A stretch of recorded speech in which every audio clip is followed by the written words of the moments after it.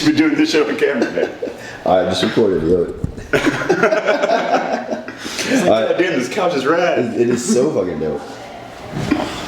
Oh man, it's even got a little bit of dust on it. That's how you know it's old. That's where I'm gonna sit. I'm gonna get the dust back. There you go. You're gonna clean my neck anyway. Yeah, I'm gonna shave your neck later.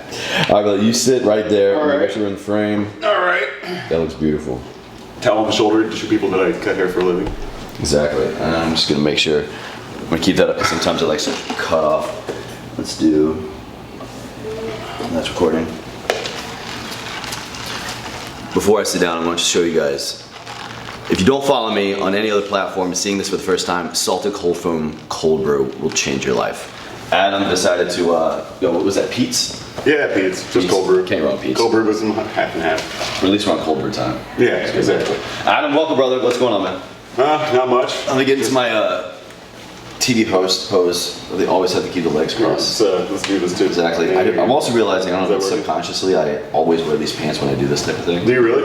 I think I have. Did you wear those pants when we did the last video?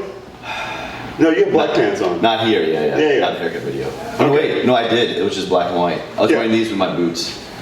Yeah. Were those pants though? Yeah. Oh, yeah. The whole video is black and white. I can't tell anymore.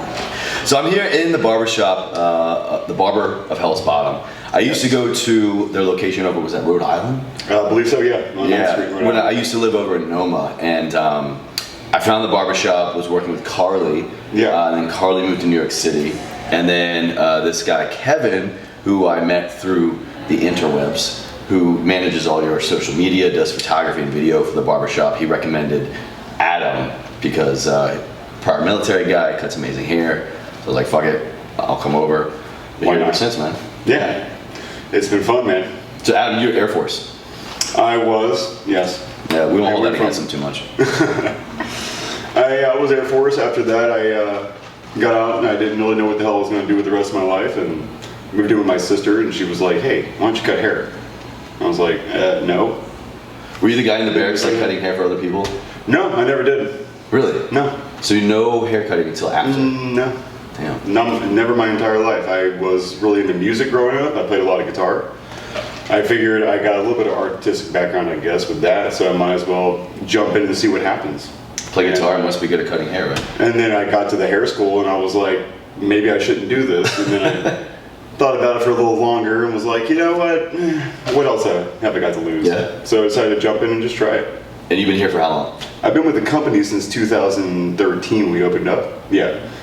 And OG barber. OG. I'm one of the originals with the shop. I did leave for a year and a half. You went back to Oregon, right? I went to Oregon, Yeah. Moved there for about a year and a half, tried working out there for a little while. Not my cup of tea, and luckily the owner here and I were still good friends, so it worked out. So, like I said, I've been working with Adam, how long, maybe like 8 months? It's probably like 8 months now, something like that. And so, I get this question all the time when people see my haircut, and like, what do you get, what do you ask for? I don't even know. Literally at this point, I just reroute them to you. I'm like, here's his Instagram handle. Go check him out. So if you like my haircut, what do I get? Like, what do you do?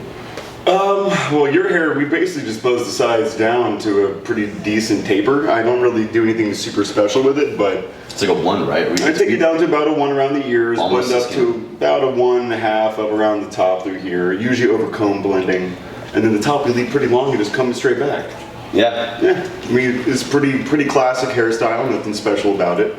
But for some people it works, some people it doesn't. So does it work for me? It works for you. It works for me. That's why we do it. Yeah, he does a phenomenal job. I gotta say lately though, I don't know if just because it's been so humid, but my hair, I feel like just like turning into a giant squirrel's nest. Yeah, my hair's so thick anyway, and the humidity and the product I use is water soluble. So like any moisture gets in it, it just like goes away. Easy, dissipates, falls apart, right?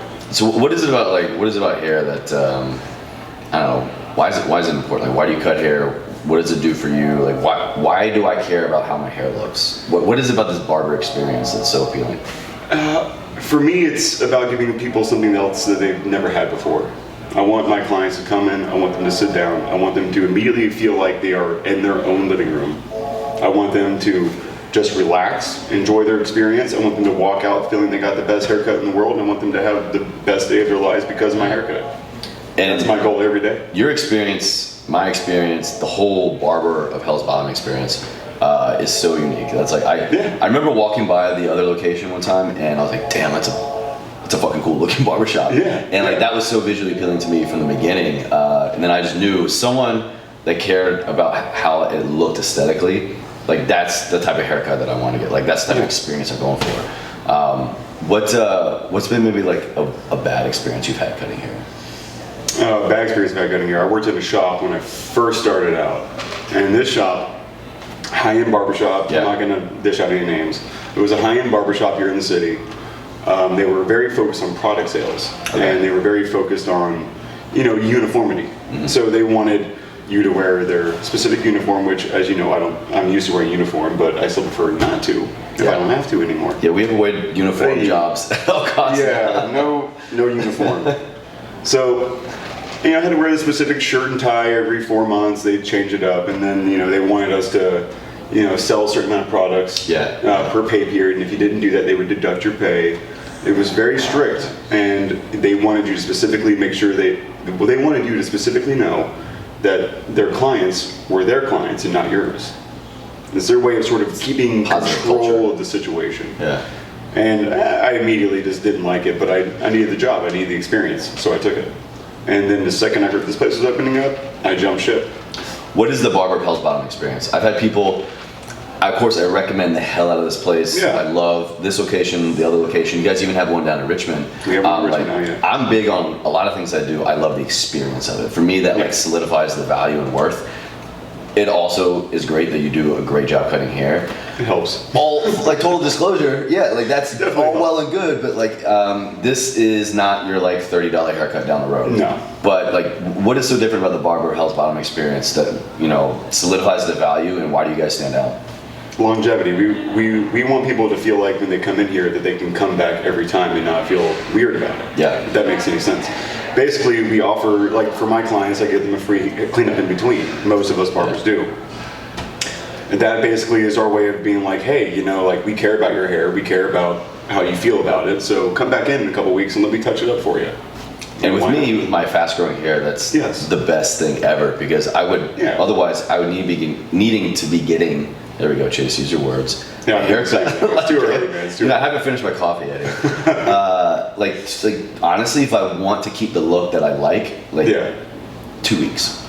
But here I come in and get like the full haircut, and then like about a week or so later, I'll come in, we'll clean up the neck and ear line, do like a slight little trim, and it like you can keep that going with the longevity purpose. Well, being the customer, how do you feel about your haircuts that you receive here versus your average $30 barbershop? Do you feel like your haircuts at least hold their shape a little longer? Oh, absolutely. Stay a little bit more tightly like put together for a little longer? Absolutely. I mean, think about it. That's the difference. You want a haircut, like you want to keep that look, right? So you can't keep that look the longer you go in between haircuts. No, you gotta build shape. You gotta learn how to control the hair to where it'll lay down, and then in 2 weeks from then, it's still gonna look good, even though it might be a little longer. Which is fine for me, because we honestly every cut don't always touch like the top and stuff. So really, it's just for my type of hair and style, like it's kind of like the sides and the back and stuff that is the more important things. Which is why when you come in for the cleanup, we just hit the side and the back nice and tight again. And then after this, I'm getting a haircut, and then actually I'm getting my first ever full straight razor shave. Full straight razor shave. So talk to us about that experience. What's so unique about that? So straight razor shaves, in my opinion, people always assume you're going to get the closest shave. They assume it's going to last forever. It might last you a little longer just because the barber is getting every single piece of your hair even, but it's not really a closer shave. Really what you're experiencing is just the experience. Just lay back, have me throw some hot towels in your face, I get a brush out, I whip up the cream, I put it all with the brush. After I do the first pass, I do a second pass with shave oil. I mean, you're getting like 10 hot towels. At the end, I put an ice cold towel It's like on. a mini facial. And no one even complains about the ice cold towel because it's so refreshing at the end. You're just like, and you sit up and you feel great. No, you get a lot of people running through your chair. And I know we bullshit all the time. We have great conversation. We can easily converse because of the military background and then like coffee, whatever. I mean, it's just clearly I have no problem talking, or else I wouldn't be doing what I'm doing. We're both in exercise. Exactly.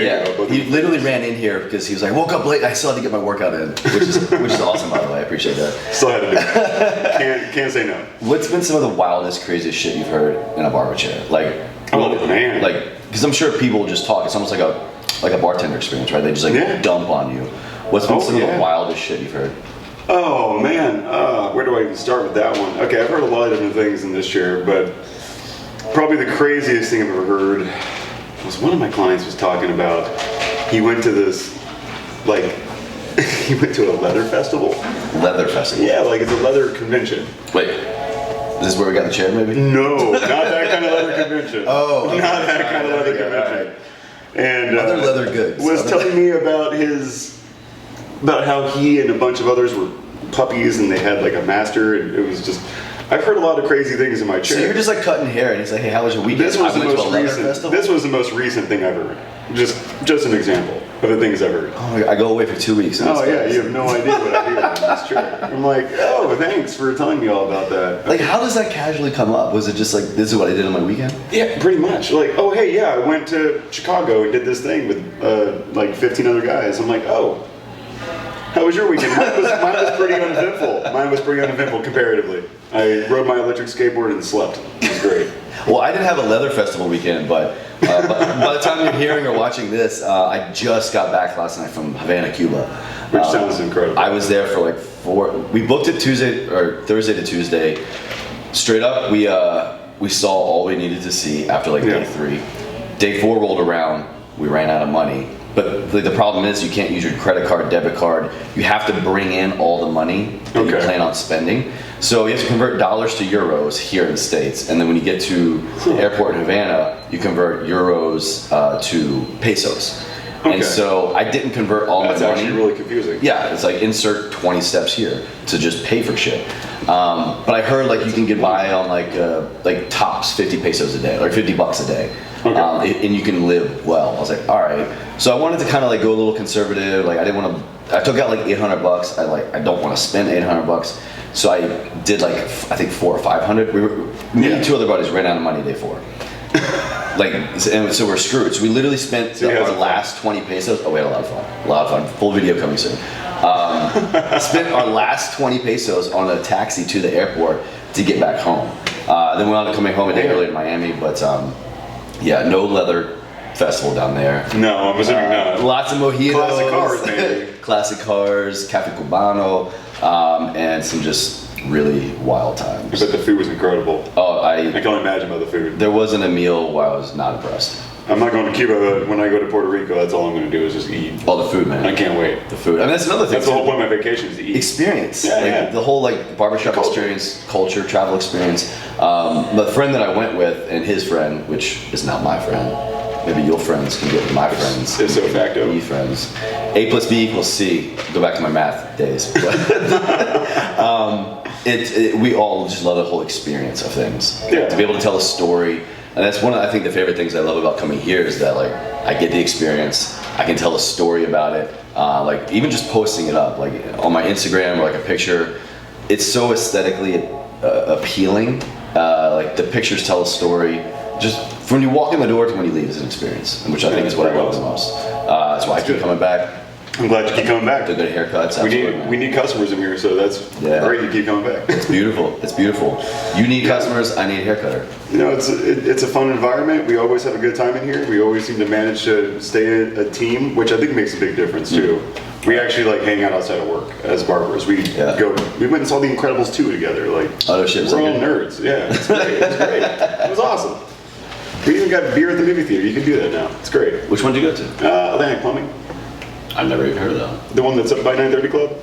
No. Never been that one? No. Oh yeah, you can get like a can of beer and just go sit down and watch a movie. Damn. It reminds me of Alamo Draft House. They had one up in Lansdowne. They used to have those all over the place in Texas. They have one in Arlington too that's like totally falling apart, but it's not bad. Oh, we'll skip that one. It's not bad. But so anyone in the DC area, or Richmond now, you guys haven't done Richmond. One in Richmond, yes. Yeah. Looking to get a haircut, Barber of Hell's Bottom, cannot recommend them enough. My barber, my friend here, Adam, Calderone?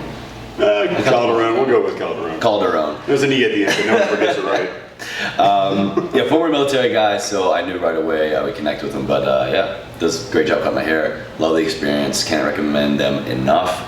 And that's today's episode of Coffee Talk. So, all right, man. Team Salt and Cold Brew coming in. We'll see you guys next time. Cold brew. You have no salt. No salt. Is that how you do that? Is it the Bay, the Salt Bay thing? Remember that guy? Oh yeah, the guy did it with the I don't think that's how they do it at Starbucks, but you know, we'll just go with it. They should. Maybe I'll make my own salted cold foam, and I'll put that in the. All right, he scared me off now. All right, I'll put all this information down in the show notes below. You can find him on Instagram. He and the Barbershop both have amazing social media platforms. So thank you guys for watching. Thank you for listening. See you next time.